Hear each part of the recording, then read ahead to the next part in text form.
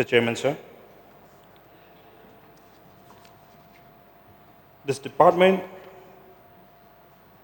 relates to the police department, which holds a very significant role in the administration of the government and for keeping the law and order and bringing peace to the people.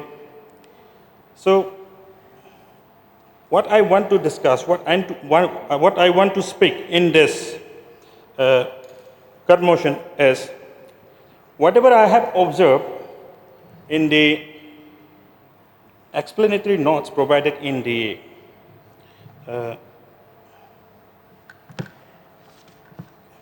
supplementary demands, I have observed that in this supplementary demand moved by the Honorable Minister in charge, Home Police, that there is no clarity on the number of, which I want the clarity actually. So clarity on the number of establishments where the part-time sweepers are engaged, so that we know every rupee is being spent on whoever those sweepers are and where those establishments are, because in the explanatory note itself, it was only stated that in the various establishments, part-time sweepers engage in various establishments. So what are those various establishments, which I would like to know from the Honorable Minister in charge, and what are the amount being spent on those part-time sweepers who are helping in the day-to-day affairs of the departmental offices. And there is also no clarity on the word, which I would like to seek clarity from the Honorable Minister in charge, that in the explanatory note, it was stated that pending liabilities, the word which is used as pending liabilities, what are those liabilities which is available with the SP, Fire and Emergency, Eastern and Western Range, and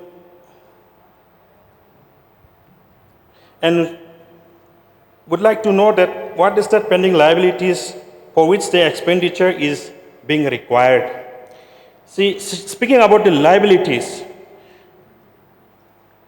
as I used to speak about me from being from Dadengre, I have been seeing that fire and emergency vehicle when I was a small young boy.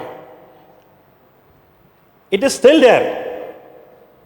Sometimes it breaks down on the way when something emergency arises, fire incidents arises. So this type of liabilities are there, which needs to be looked into seriously. Because in the summer seasons, we used to get lots of fire incidents in our area, not only in our area, everywhere. Since I come from Garo Hills, I have seen in Garo Hills region, the vehicles which is being used by the fire and emergency services are outdated. Sometimes they cannot reach on time to address to the situation in which people are. So these are my concerns, and which I would like to seek from the Honorable Minister in charge.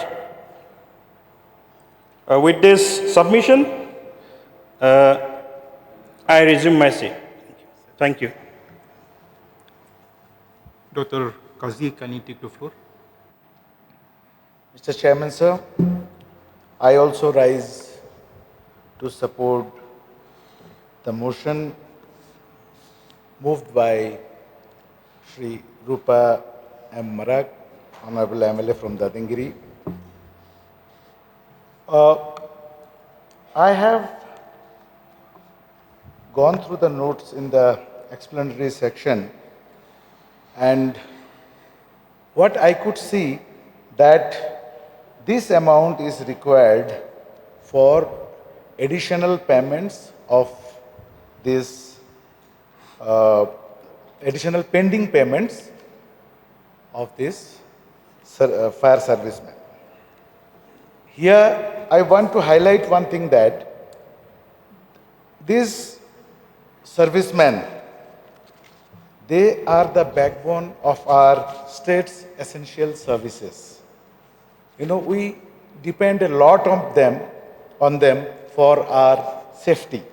Yet, every time we see that supplementary demands are coming up to meet or to cover their arrears or pending salaries.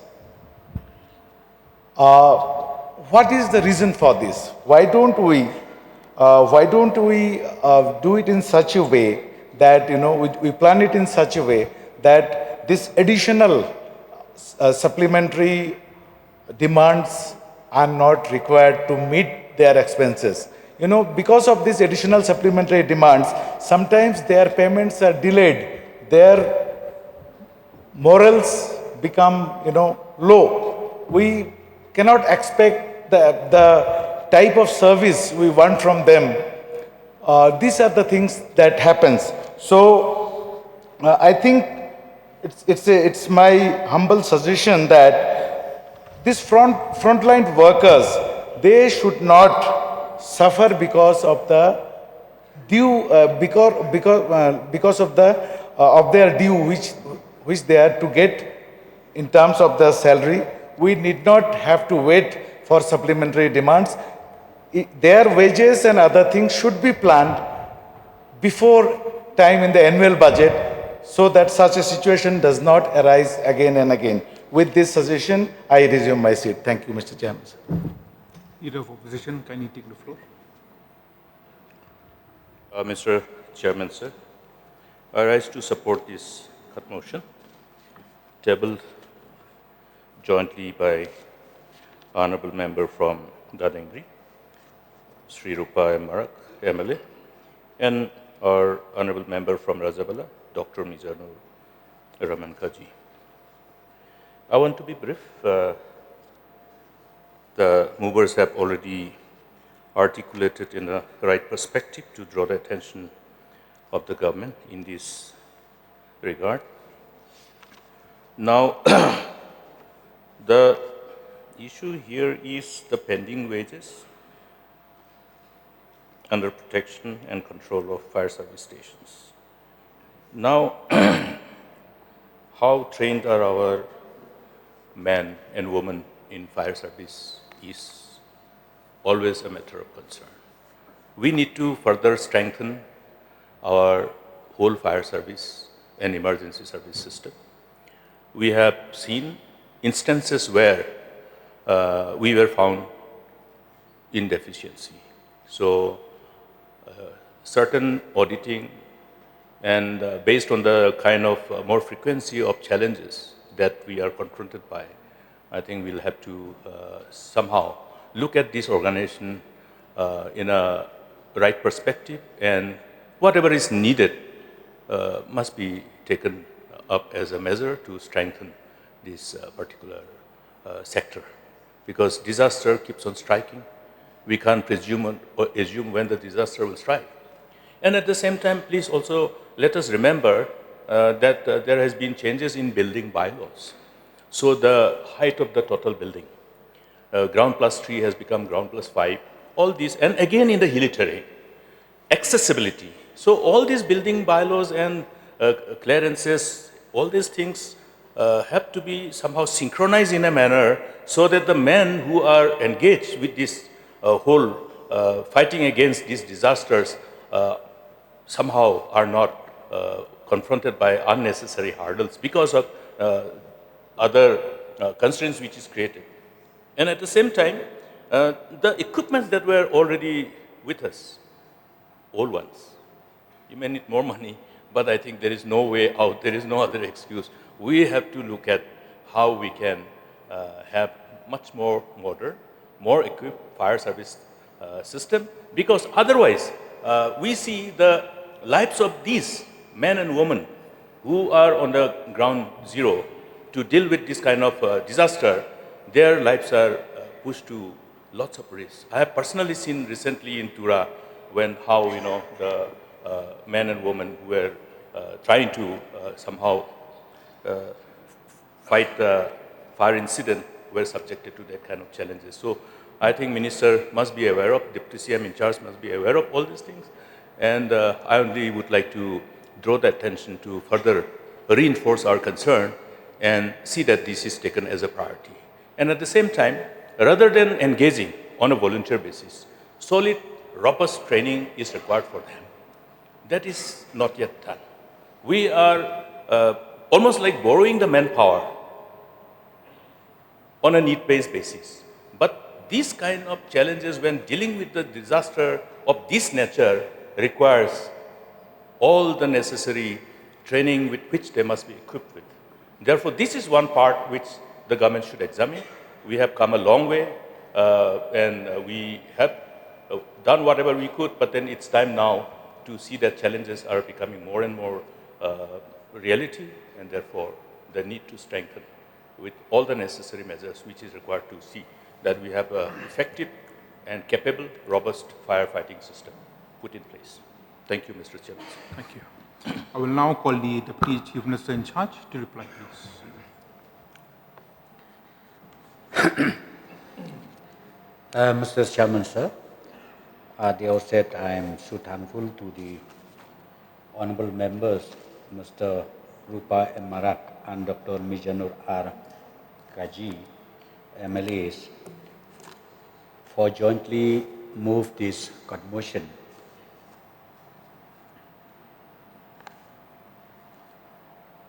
On the head of account 2055 Police, 2070 Administration Services, and 2216 Housing.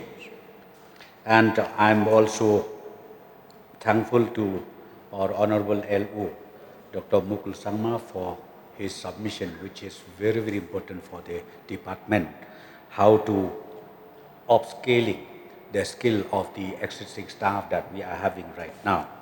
Sir, straight to the point, I think as per the motion move by both the honorable members is confined only to fire service stations. So I will just concentrate myself only within this four walls of the fire service. Sir, for the information, because the honorable member, the mover has already raised, for the information of the honorable mover and also for the information of the members of this August House, the fire service we have divided into two ranges. One is eastern and two is western range. And these ranges are being manned by the SP. One is Shillong and the other one is in Tura. And we have 45 fire service stations and substations in the state. 28 in the eastern range and 17 in the western range. So when we talk about the pending wages, the wages has to be cleared due to the engagement of those daily or contractual wages which is engaged in different stations, in different substations. So therefore, we ultimately found out that there are shortage from the provision of the budget last passed. When we do that, sir, it does not mean that we does not pay their wages regularly. In fact, we are paying, But there are cases sometimes where we have to ultimately go and get the temporary arrangement as ACF, we call it Advance from Contingency Fund, to meet this monthly requirement of our poor people who work, who we engage in these respective stations and then substations too. But ultimately, because the session is held twice a year, March and autumn session, then we have already calculated ultimately from the department, we found out that we need to again move for SD so that the requirement is not at all disturbed for the next remaining quarters of the financial year. So because of that, we move this SD, and this SD is also meant for the entire current financial year. So then point number two, sir. Point number two, as mentioned by the Honorable LO. Now, I think the situation we see every day is the disaster incident that has happened. God forbid, hopefully it will not happen again in future. But which has already happened, I think we have seen. It's so dangerous, and we really needed to upscale whatever technology, or be it even the human resources that we have. We need to enhance their skilling, and we do the training on a very regular basis. But the suggestion made by the LO, maybe sometimes we can even send the training as exposure, maybe outside the state or maybe outside the country, so that we can ultimately get even those exposures which is maybe relevant to the state of Meghalaya. So I've, as far as this suggestion made by the LO, I will again see that this upscaling happens for the entire sector of the fire service, and I am sure we will also be able to improve our delivery system when these such cases on emergency basis happens. So, sir, therefore, as I've already mentioned, therefore this SD is needed. So I would like to once again thank the movers of this court motion, both of them, Mr. Rupa M. Marak and Mr. M. R. Kaji, honorable MLAs, and I would also like to request them to withdraw the court motion. May I know the mind of the mover as to whether you will withdraw the court motion or not? Thank you, Mr. Chairman, sir. Before withdrawing my motion, I would like to seek one more clarification. As I have mentioned about the outdated vehicles, the equipments which are being used in the fire and emergency department, whether the government has any intention to equip the fire and emergency department with the modern equipments in the coming days. Yes, yeah, I forgot this issue, I think raised by the Honorable LO also. The status of our equipment. Sir, I'm happy to also inform the House that towards the end of the last financial year, Government of India has sanctioned exactly, I don't remember the amount, but around 44 to 45 crores to spend on equipment. And we have already initiated for procurement of these equipments, and I'm very sure maybe in the near future this will be able to reach out to all these stations and the substation. And also again, sir, during this current financial year, we are going back to the Government of India requesting them to further help the department, because we still need some more equipments and to combat the the regular incident that happened in the state of Meghalaya. So, may I know the mind of the mover as to whether you will withdraw the cut motion? Thank you, Mr. Speaker, sir. I'm very much contented with the assurance and the replies from the Honorable Minister in charge.